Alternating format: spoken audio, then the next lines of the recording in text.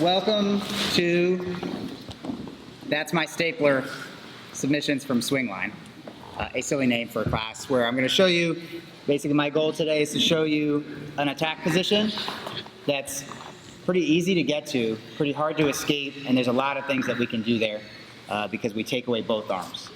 So it's kind of like a mounted crucifix. And my goals are to show you the position, an entry, show you how to maintain the position a little bit, and if I get to everything I want to get to, 4 submissions.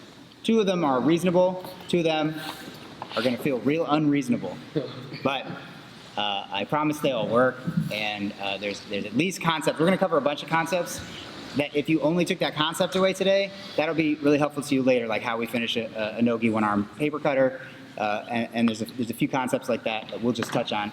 And there is a bonus that I'm going to show you today.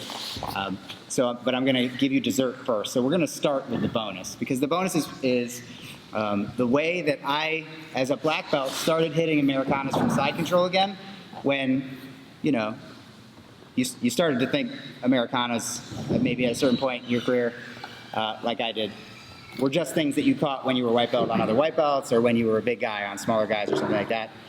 They disappeared from my game for a long time, but they reappeared when I started using this type of entry here. So I might even do a whole class, because this concept is, you can use this in a lot of places. Actually, can your head be on the other side? I don't know any jiu-jitsu on that side. Okay. So, and this is a rhino horn. So I'm going to put my hand on my head. This just creates a wedge. It's a really strong wedge. If I roll with any of you guys, I use my head, my face a lot with my hands. It creates wedges. It makes it impossible to pass my arm to the other side. There's a lot of ways that I use my hands on my face. And the rhino horn, this thing is one. The rhino's horn is on its head, if that helps you remember that.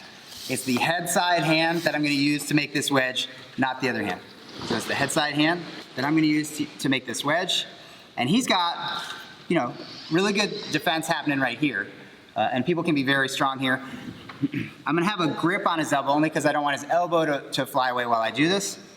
And I'm going to create this horn, and then I'm just going to drive through. So I really do only need to get the tip of my elbow into this space here above the muscle he's making in order to really trap the arm. There's nowhere he can go that's good. He'll either get Americana, or he'll put his arm on the wrong side of my head, which will help us do the entry to the position that I'm going to do with you guys, which I call Swingline. Some people call arm ride. Some people call like a mounted crucifix. We'll get to that. But for now, I'm just going to have you guys, just as a bonus, let's do the Americana, because maybe you start to hit this move, or maybe you start to hit this move again if it's been a while, like I did. So I just have enough control on his elbow that it doesn't open. He usually doesn't want it to open anyway, so if you forgot this, a lot of times it would happen anyway, but I want to control here. I have the rhino horn here. Now, this is a V shape. I don't want it to point into his chest, because of course I'm trying to create a ramp that his wrist goes up.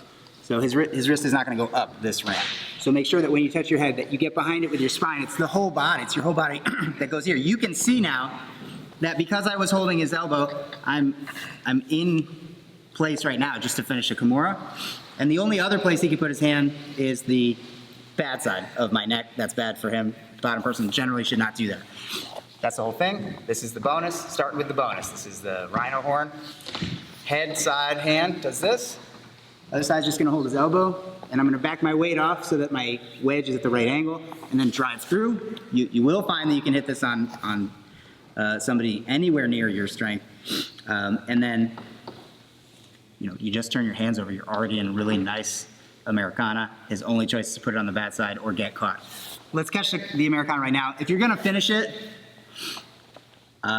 for me, Americana on the far side. If you've learned Americana, if you're newer and you've learned Americana, like from mount, we put this on the ground, maybe we put our head on it, and we paint the mat and we lift the elbow. That's not how I finish an Americana from side control. When I finish an Americana from side control, I want his elbow to come to his center line, and it's way tighter, way faster. If you put it down, you're only helping him, if he's way bigger than me, roll me this way, or reach through, or yeah, there's a number of things that a person can punch his arm straight.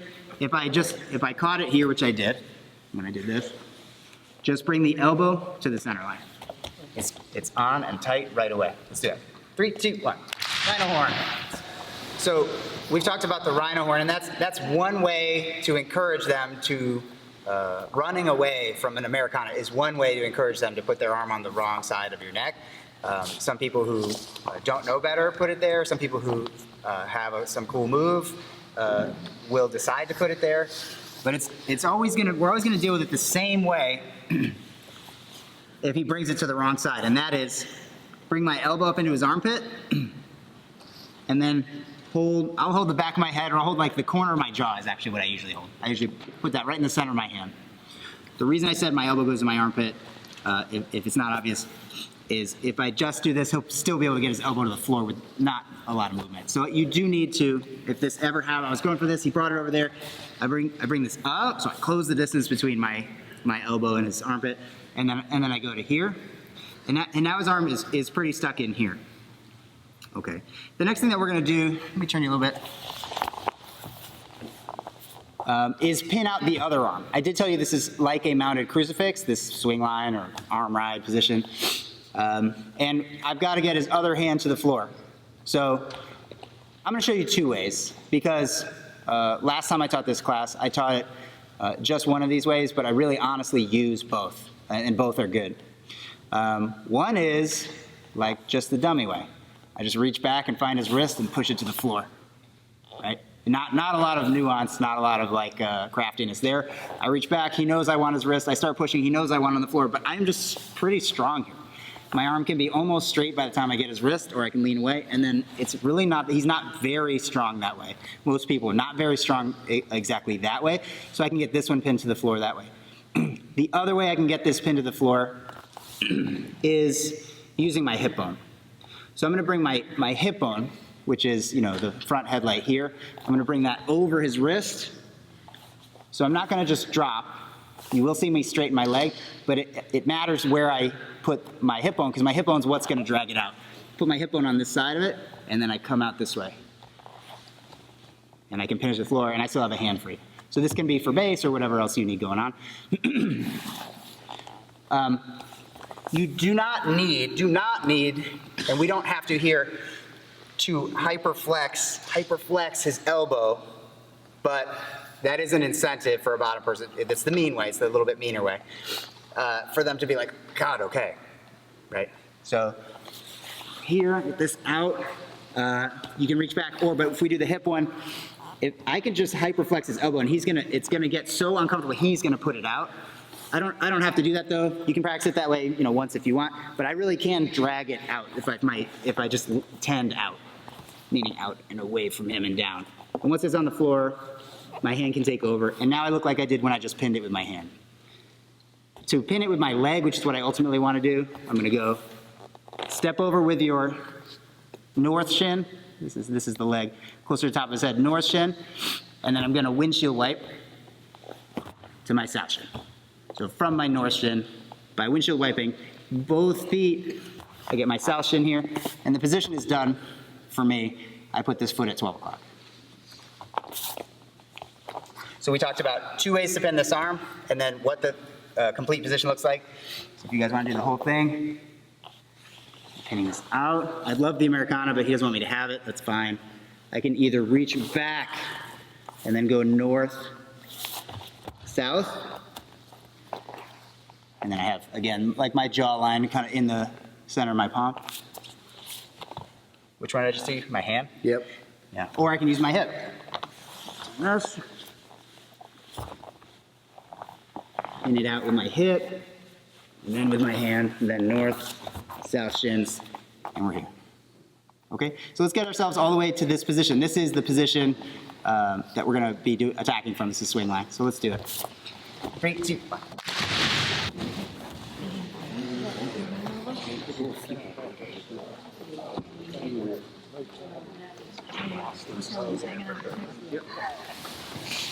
Couple notes. So I'm going to pin this out. I'll catch it if I can. If he puts it over here. So this grip, is it a grip? I don't know. But to me it is. I use this actually for sweeps. A lot of times if his hand's posted and I can sweep it like this. So I just call this a beach pose grip, maybe for obvious reasons, right? So beach pose. I would say if if Greg was in a competition, I'd be like, beach pose. Oh, okay. So that's what we call it. Pinning this out. The only mistake I saw a couple people do, and I'll see it anytime I teach it, is that the knees come off the ground, and there's like a baseball sliding kind of like knee switch here. But that wouldn't do the same thing I need done, which is that my knees stay on the ground at the same points. It's just that I windshield wipe to there. And then I can put this up. Okay? So I'm gonna give you a couple whys. Why is my foot at 12 o'clock? If he could generate bridging power, it would be that direction. That's really the direction that he'd be able to bridge me. So go ahead and bridge. Good. And then to address like sort of a question or a question mark I saw on some faces about where my weight should be, I can try to hold him down from here. So I just added weight to Greg, but bridge now. It just affects me more. So I just float. I mean, you could slide a piece of paper between us. There is not weight going on, right, on your chest or stomach right now. Nothing like that. I'd rather bumps like he's gonna probably do affect me less than give him weight that's not gonna be effective, right? So that's that. Okay. So that's just a couple details on getting here, a couple whys. And now, like I said, I wanna show you how to maintain the position. So to show you how to maintain the position, I'm gonna show you the two most common things that people will do from here to try to disturb the position, okay? So one is, his arm is stapled right now.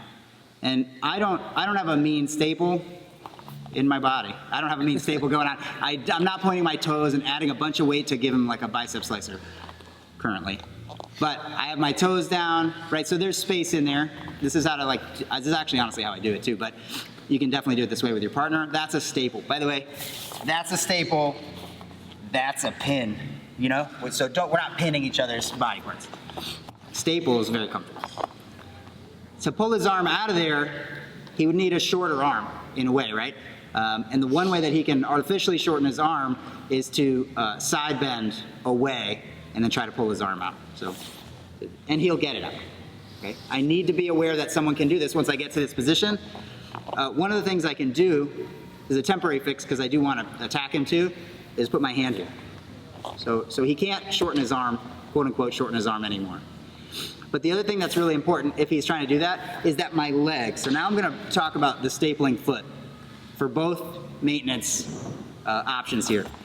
This foot should be parallel to him, meaning as close to his shoulder as possible. Obviously this makes it harder for him to pull his arm out, to shorten his arm or artificially shorten his arm. So if I notice he's starting to do that, this hand is great, and this is a stopper. But to go ahead and start trying to do it, yeah, I will also move this foot. This foot's like a gauge. I can tell what's going on. I move it up here when he moves that like that.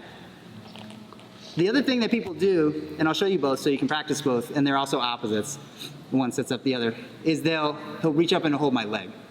So I'm stapling his upper arm. So yeah, big guys in particular are gonna do this. And okay, now he's like lifted my staple, like no, he's gonna like hold it because he's gonna like heave me off. Like probably, yeah, any direction he can. People just get a hold of me, bigger guys especially, like I said, or longer arms, get a hold of me because they're gonna use now their bridging and like get rid of me somewhere. I don't know where. But that's the thing I'm worried about, right? Yeah, maybe that way, right? Because yeah, go ahead. Hold my leg. Because I don't have a post that way, so you're gonna bridge me. Yeah, I think maybe that's what they're thinking. You should not get heaved off though. Because this foot, it comes over here when he's trying to slink his arm out, the slink, and for the heave, if he starts trying to grab my leg, I move it out.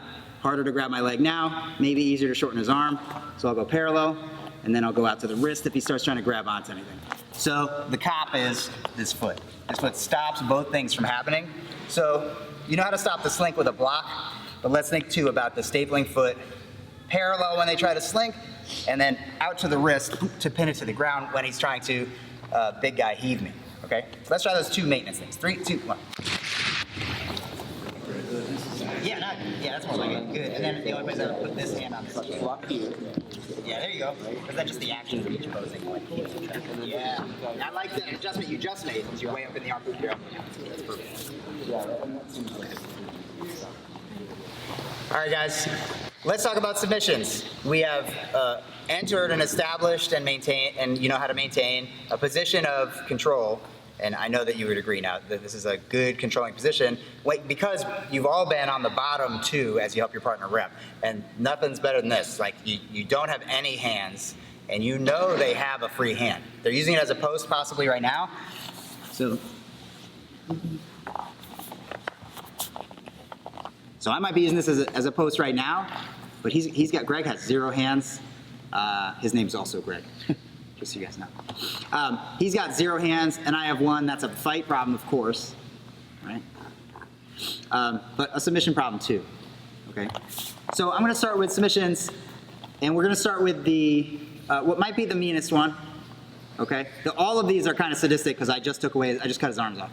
So now I'm attacking a guy with no arms, which is you know, a little mean in itself. But this choke, this is a good skill to know. Like I said, if this was your only takeaway from the seminar, it would be a good takeaway. This is how to finish a one-armed, the other one's busy, a one-armed, no-gi paper cutter choke. So paper cutter choke, you know, a lot of times with a gi, we have like, we can put our thumb in here and drop it to the ground. You could see how we can finish that with one hand. This is harder, and it's not equivalent. I can't put my hand here and drop my elbow, because he's gonna look at me and tuck his chin, and I mean, I don't even think I'm getting any neck meat here. It's all jawline. He's just able to hide his face, okay? So we need a different approach.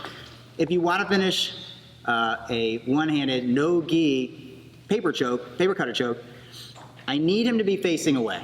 Him facing me is just a non-starter. I can't finish this here. He can tuck his chin and be fine. If he was looking this way, it'd be a mistake, but if he was looking this way, I could drop right in on all the stuff I want to land on to finish a choke, okay? But he won't look away for me. So this skill right here will help you do this and other things. I'm gonna make him look away, and I'm gonna use the back of my hand. You'll see why. You'll see why. I could turn his chin and then go to drop this in, but he's gonna flip right back. I need a way to turn his chin, keep it turned while I do this. It's almost like I need a second hand, but you can't do this with this hand. I'm gonna use the back of my hand.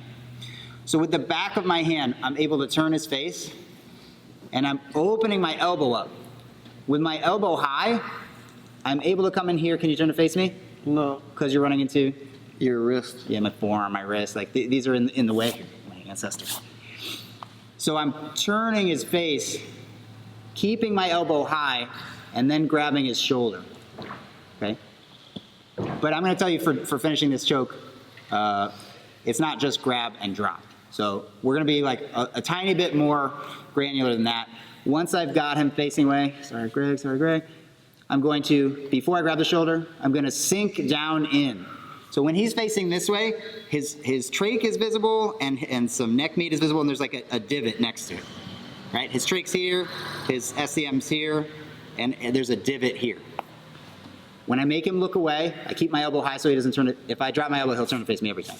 Keep your elbow high. I'm gonna sink in toward the mat. I'm putting weight down. You can even see me bending my knee down. I'm just using weight here. Then we're gonna grab the shoulder. And then by using the leverage I can get from the shoulder, I'm pulling my wrist bone into the gap, the divot. So not onto his trach.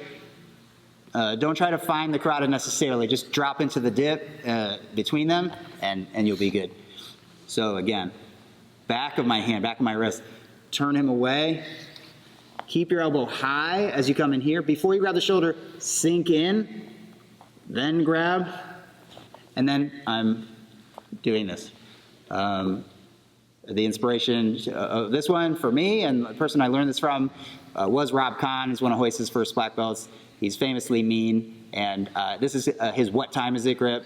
So credit where credit is due. This is Rob Kahn, comes from Rob Kahn. So one last time, I've got to this position. I'm gonna make him look away, keep my elbow high so he doesn't look back at me. Sink in, then grab, then jut my wrist bone in, using the leverage I can get by grabbing the shoulder. Got it? All right, let's try it. 3, 2, 1. Behind my shoulder. Yep. Right in there. Right? I'm trying to tap. Okay, so I'm not going this way. Right. Yeah, you're trying to get this Trying to get this here. Okay, so I'm going to wiper. Post. A little bit mean. This choke, you may feel a little bit mean doing it. It may fail where you're not mean enough. There's a few points when it might fail if you're not mean enough. One is turning the face. Like I got to turn his face, so I'm gonna come in here. You need your elbow high. You need to sink in. Like every detail I told you, like it really has to be there. And so if they're not cooperating, you just have to, mean it. So really turn his face. And then when I told you to drop in, I do mean just like a guillotine blade. You keep your arm parallel to the floor. You need to hear before I grab on, sink it in, then get your grip, and then turn it. Okay, so that's the first of our reasonable submissions. The second reasonable submission I'm going to show you is a nice bicep slicer. So when I'm here, one thing that happens is people leave this hand in the air. It's just not very awake and active to leave that, to just like flop it dead to the floor. You might know there's a bicep slicer here and so hide it on the floor. And that would be smart, because I might be coming in here looking for it. But a lot of people just don't know it's there, and they'll be maybe trying to grab your leg, like I said, and the hand will be in the air. And if it is, I can just reach down and find it. So I'll do, if I'm in this position attacking, every once in a while, if I'm not sure if it's up, I cannot see it visually, I'll do a sweep. If I find it, I'll hold it. And then to enter this bicep slicer, I'm going to do sort of two things. I'm holding onto his wrist now, which is back behind me. I'm going to step back, and I'm going to slide my shin blade just a little further, if it's not already, into the divot. So I want that in the divot here. And then I'm going to take this hand, put it across the south thigh. Okay? So I was here, I do a sweep, and it's there, and I catch it. Okay, good. I'm going to open everything, make sure this shin drops into the divot, his elbow pit here, so I don't just step back and then push this in here. This is just not very tight. I can't finish this one. You do need to slide this into the divot, then push this across, and then go to two knees. Here's the finish. To two knees, notice I have beach pose the whole time. And then the knee on this side, my south knee, is going to draw a semicircle going this way.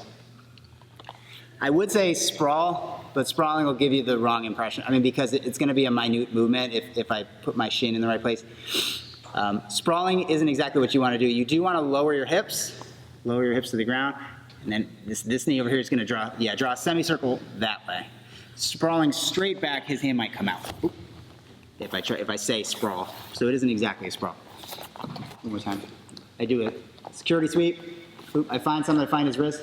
So I'm going to step back and put this in the groove, pass this across to my south shin, then I can put this down.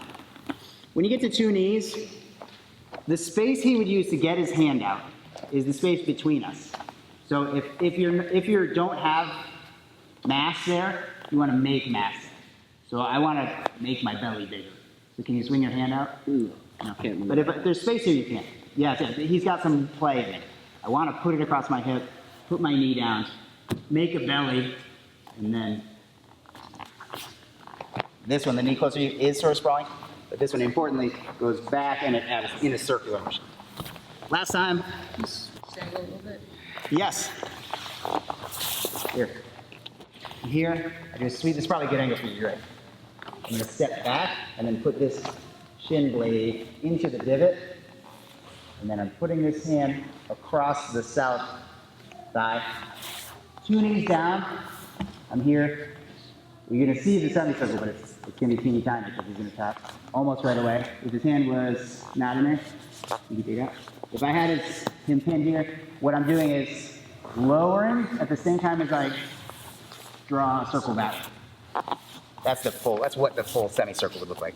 Okay, let's try the bicep slicer here from this position. 3, 2, 1.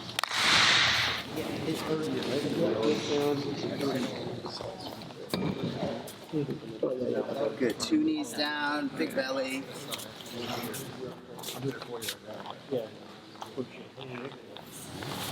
So you can point this. Because now we're trying to get the blade of that shin. We're trying to put it not just anywhere, but in the groove. That's the spot. Now the hand you need to pull through and put in front of your right thigh. Please get up. That's okay. Good. We may have and now you can push his knees to the ground. My hand should be trapped. How often is there a wrist lock here in this game? I think in your case, maybe 100%. Because it does look like that's maybe Go ahead, happening. you're go with And now your you can bring, not your foot back, but you can bring your knee back. Your knee can slide along the muscle. Good. Okay, those are our 2 reasonable submissions. It's reasonable to attempt to choke here with the one arm, and maybe you now have a no-gi paper cutter when you didn't before. Turn the face away, that's a huge detail. Sink in, and then turn the wrist. That's an awesome finish in a lot of places. And then we also looked at the bicep slicer. If you're not finishing it, number 1 reason is that your shin isn't in the groove. Okay? I mentioned it while I was showing it. I mentioned it to the couple people that were having trouble finishing it, and it pretty much solves it for everybody. Okay. So we're gonna be unreasonable now. We're gonna turn this position into one that's even like a little crazier looking, but not that hard to hit. It's a very effective position. There's a couple finishes there too. So those will be the other 2 submissions I show you will be from the other position. Now, really common that when he knows, when we get to this position, people pick their head up. It's just really common that people pick their head up. It could be because they know their neck is just open and I have a free hand, he has no hand. Like, it could just be that they know, but a lot of times the head is just buried in me. And it is smart and it is a defense to this. It's hard for me to turn his chin. It's hard to get in here. He's hiding everything, okay, when he does this. He's hiding against me, okay? In this case, first of all, I can push it down, keep it down with my leg, and then go to work and try and do something here. But if it's just not happening, or if you just want to be more creative, then we're gonna switch to this other position here. His head is up. What I'm gonna do is loop my leg over. By the way, there's plenty of reasonable things you can do here too. Once I'm here, I can go for an armbar on the far side. There's a lot of normal things you can do. This is an abnormal thing we're gonna do. His head is up. I'm gonna loop over, and then I'm gonna use this knee to open this space for my foot. You can also use your foot if you need to. I'm trying to get behind the head and then into the armpit with my toes.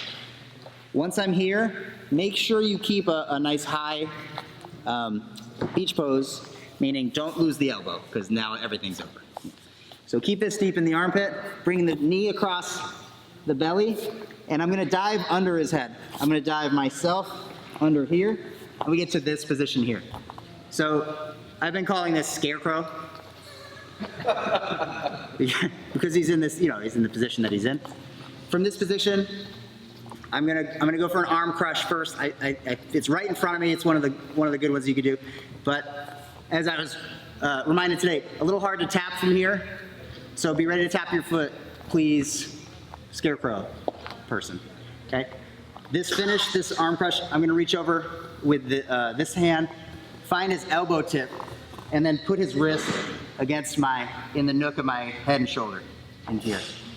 I don't want to expand my chest, because if I pull on his elbow now, I don't get any pressure.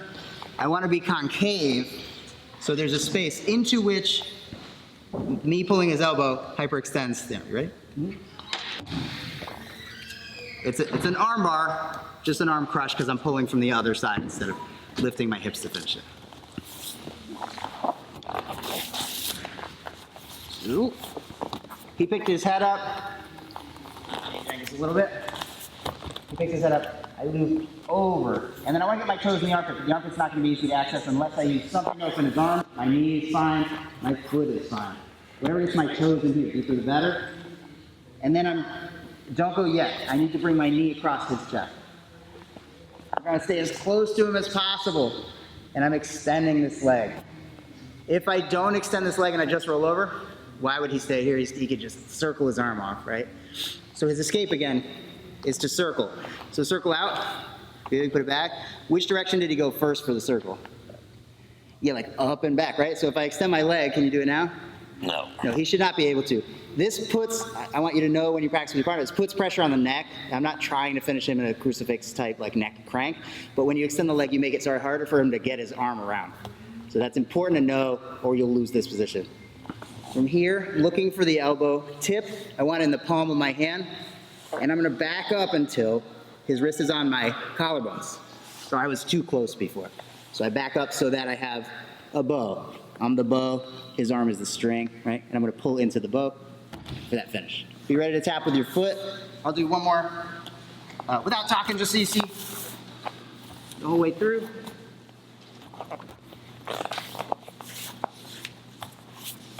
Here, my knee comes across the chest.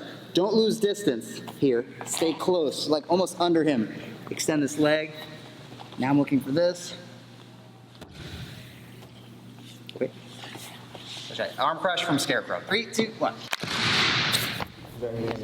No. Okay. And then I'm going across your chest. And am I rolling to the left or right? I think it's towards his head. Tapping? No. I'm saying it's gonna be this shoulder right here. Okay. Right. So I'm gonna just go really gently. Okay. I'm gonna do the same entry and a different submission. So when he picks up his head, loop. Remember, you can use your knee to get in here or your foot to open this way up. That's great. But don't roll until your shin comes across. And then I'm trying to dive basically underneath. Now, second submission. Okay, this is called a pec ripper or a friend maker. So this is the friend maker submission. It's overstretching his front chest, right? I have really flexible students. I have 2 or 3 of them that it's just ridiculous and disgusting. So when you pull back on this, it's not enough, and you just keep choking up until you're at the wrist. It's not my preference. It's nobody's preference. It's not their preference either. It's not my preference to attack 2 joints at once. To pull on this and have 2 joints in here, I'd rather pull his humerus and finish it here. Because when I involve a second joint, it can bend into some weird position, but all of them are terrible. So if they're flexible, you'll find a way to finish a horribly bent arm behind somebody's head, okay? But for most people, for most of us in this room, just grabbing it and pulling it. Now I have my foot to assist myself to like extend my leg and hand myself his arm, and then do this. I don't really want to bring it over his head. More people are more flexible this way. I kind of want it at a 90. Okay, 90 or less, like closer to his, to his arm at this side. You good? Yeah, no, I'm fine. Good. You doing a different angle? Same angle's good. I mean, you guys tell me you can't see something too, but here, shin comes across. I dive under him if I can. I'm really trying to stay as close as I can. That's really gonna help you do this. When I extend my leg, his arm becomes in reach. If it's within the shoulder blade line or below, that's gonna be a little bit stronger of a finish. This gives you a chance to continue to enter Scarecrow from, swing line. It's a chance to do that. Question? After you hand off to your hand, is that leg that's behind the head like driving down, or are you just like leaving it to immobilize it? No, I could, but I'd be adding neck crank pressure. It really isn't necessary. You'll feel it. It's really, really terrible. This is like a good stretch, a bad stretch. It's too much stretch. So yeah, that's sufficient. Okay, let's do it, guys. 3, 2, 1. Thanks so much for coming to the class. Again, credit where credit is due. Swingline is that's kind of just a ridiculous, that's our name. That's my stapler. It's just a ridiculous class name. I first saw this. Again, credit where credit is due. So Hobson Moore talking about arm ride in a DVD he put out, I don't know, in the early 2000s. Hobson Moore is somebody you should check out. He's a smaller guy and a many time world champion. He's one of the best to ever do it, and very creative. And this was on something like this. Anyway, the inspiration for this certainly comes from Hobson Moore. There was some Rob Kahn stuff in there. These are people that you should definitely check out. These are unexpected submissions. Even the first 2, which I told you are more reasonable, which is true. They're unexpected. It's cool to have some unexpected stuff in your game. They're esoteric, like we're out in the branches away from the trunk of fundamentals, which I try to stay as close to the trunk as often as I can. But having a couple things out in the branches that somebody doesn't see coming, but are pretty watertight. Like it's very hard to get out of this every step of the way, all the way through to even the unreasonable submission. So maybe this will become one of your favorites. It was my A game for like 5 years, like 10 years ago, and because I think of doing these seminars in the last year. It's back in my game. I use this absolutely all the time when I'm on top of side control. It combines perfectly with Kessa attacks, because I can be here, and then if it's kind of not working out, I can pin this, or if they make the mistake and put the arm over here, I can switch to this position. So the tomorrow's class that I'm going to do, if you come back, is a Kessa attacks class. You'll see how it ties right into this one. But anyway, I want to thank you guys so much for coming. Thank you.